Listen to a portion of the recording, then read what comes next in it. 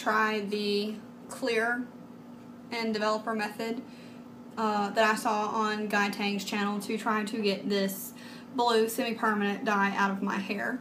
I could not find a permanent dye that I could actually mix with the developer because I ordered the sparks off of Amazon, not realizing that it says do not mix with developer, so I cannot use that one. And at my local Sally, the only one that I could get, they were out of stock of basically every one of them. They didn't have a permanent one anyway. Why, I don't know. But, so this is the one I could get, and this is a demi, and it is the Zotos Professional, I think I'm pronouncing that correctly, to fight 5 signs of aging hair. Just a clear shine, demi-permanent. Now, since this is a demi and not a permanent, I honestly do not expect this to work, but it was $5.69, I think. So I'm gonna give it a try. I got the 20 volume developer. Since it's not the permanent, I was going to buy the 10 and get the permanent one. So we're gonna try this, and I apologize because this is probably going to be a very bad video. I'm having to shoot it on my phone. So yeah, this is the tube of what it looks like.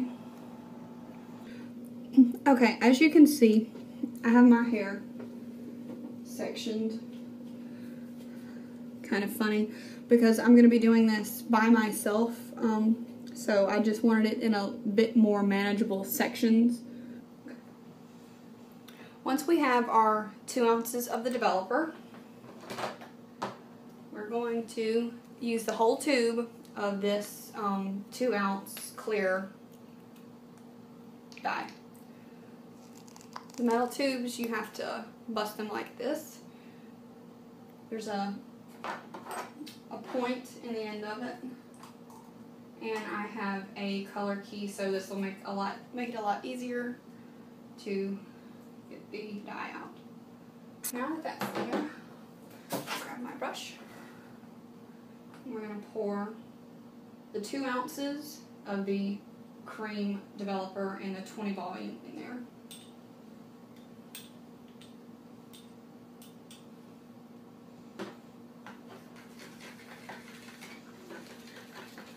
You can use the other side of your brush, or you can use a plastic spoon if you would like.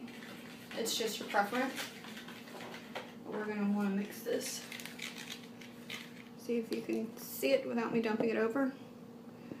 Okay, we're going to mix this really well. Now, here comes the fun part where I get to hope that I am in the frame, hope that you can see everything, and hope this works. Okay, so we're just gonna get started here. This stuff smells really, really nice. It has a, I don't know, almost a fruity kind of smell. I'm just gonna go through a few more sections and then turn off the camera so you don't have to watch me, and then get back with you in a moment.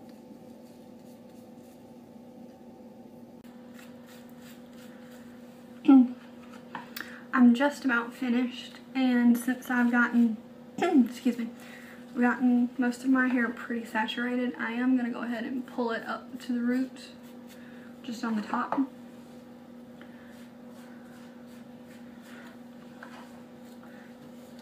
Just to make sure there's no demarcation line by any chance, and it is good for your hair.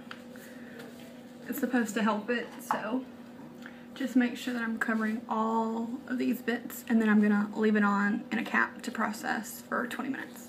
Alrighty, well, it's been 20 minutes. It's not really doing much. It's pulled a little teeny tiny bit out, like there's a few little blue droplets on the shower cap, and like the very back, there's a small part of the band that has a little bit of blue on it.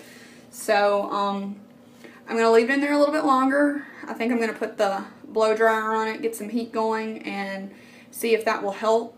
Okay, this is after I just washed it out. I wound up leaving it on for like 40 minutes, and I applied heat a little bit.